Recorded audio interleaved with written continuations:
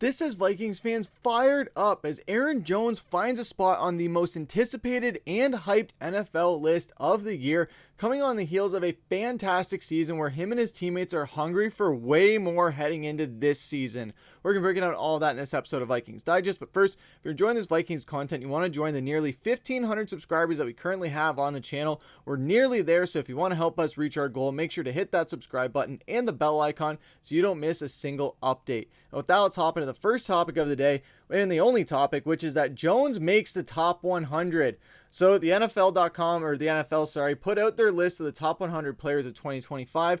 Well, at least the first couple of spots this morning with 100 through 97, and Aaron Jones clocked in at number 98. Congratulations to Aaron Jones for making the list, and he's probably not going to be the only Viking that ends up making this list, coming on the heels of not only a fantastic season, but also where just recently the Vikings were not included except for two, Darrisaw and Jefferson, on CBS Sports Top 100 Players of the Year, when a lot of other players were on that list that didn't deserve to be. But here, the NFL peers, and all the players and everyone in the league has voted the right way in getting Aaron Jones into that top 100 spot. And looking at the snippet that they put out on NFL.com, if you guys want to go and check it out on their website. But looking at his 2024 stats, 17 games, 255 rushes, 1138 rushing yards, career high, 5 rushing TDs, 408 receiving yards on 51 receptions, 2 receiving touchdowns, 5 fumbles, but we can kind of look past that because we were able to kind of win a lot of those games. But put out to pasture by the Packers, Jones provided he's still capable of a workhorse role in Minnesota. He logged the most carries of his career, leading to a personal best in single season rushing yards. Far removed from losing a step, Jones was the Vikings' rushing attack. No other ball carrier reached 300 yards. Although Minnesota acquired Jordan Mason this offseason to muster a better 1-2 punch, Jones is still the mighty dangerous one in that combo. And Jones averaged a speed of 12.81 miles per hour on rushes in 2024, the 6th fastest among running backs with at least 100 carries. Not too shabby for a guy who's in his 30s, as now he's heading into another year where he's hoping to just build on what was a career year last year. And yes, with Minnesota heading into this year, he's getting a bit older, so they knew that not only to compete with the Lions, they needed to get a 1-2 punch that could complement him and just also attack these teams and make sure that it's not a situation where Jones is having to take 16 to 20 touches a game or more. There was a few times last season where we saw him get into that 20-22 touch range, and it was getting a little scary there, and that was partially why he was battling a hamstring injury throughout most of the season. He was just getting overworked, and the Vikings were able to rely on him. He was reliable in those. He was ready to go every single game, despite being on the questionable column almost every single week in practice. He was still able to play every single game, pour his heart and soul out onto that field, and just absolutely kick ass. Now, with that, Minnesota saw that and said, okay, we want to avoid that weekly storyline of you being injured or being banged up or whatever. Obviously, guys are going to get banged up here and there in games, but you don't want to make it a big problem that consists throughout the entire season. So Minnesota went out and got very, very, very good insurance policy in Jordan Mason to make sure that he can lighten the load for Aaron Jones, so that when they rely on him, he can just be explosive and get us those massive chunk run plays. But they also have Jordan Mason to be able to do that as well. So it's going to be a great 1-2 punch combo that the Vikings have this season. And Aaron Jones, continuing talking about that career year he had last year, he was one of only 10 rushers to eclipse the 1,100 yard threshold in 2024 and joined Bijan Robinson, Jahmyr Gibbs as the only players who caught more than 50 passes last season.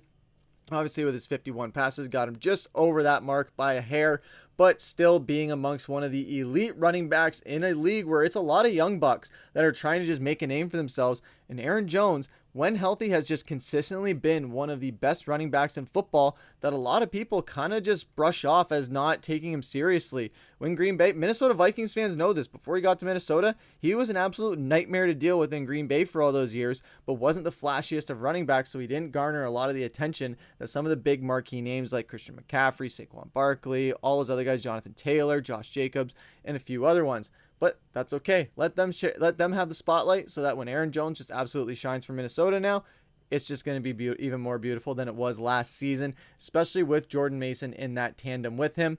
And launched in 2011, the NFL Top 100 is ordering of the league's top players by their peers, as we all know, where players and coaches all vote on it. And this is Jones' fourth career appearance on the top 100 listing. He was ranked at number 33 in 2020, matching his number, 30 in 21, and number 64 in 23 while with the Packers. So this is obviously a far cry from his best finish on the list.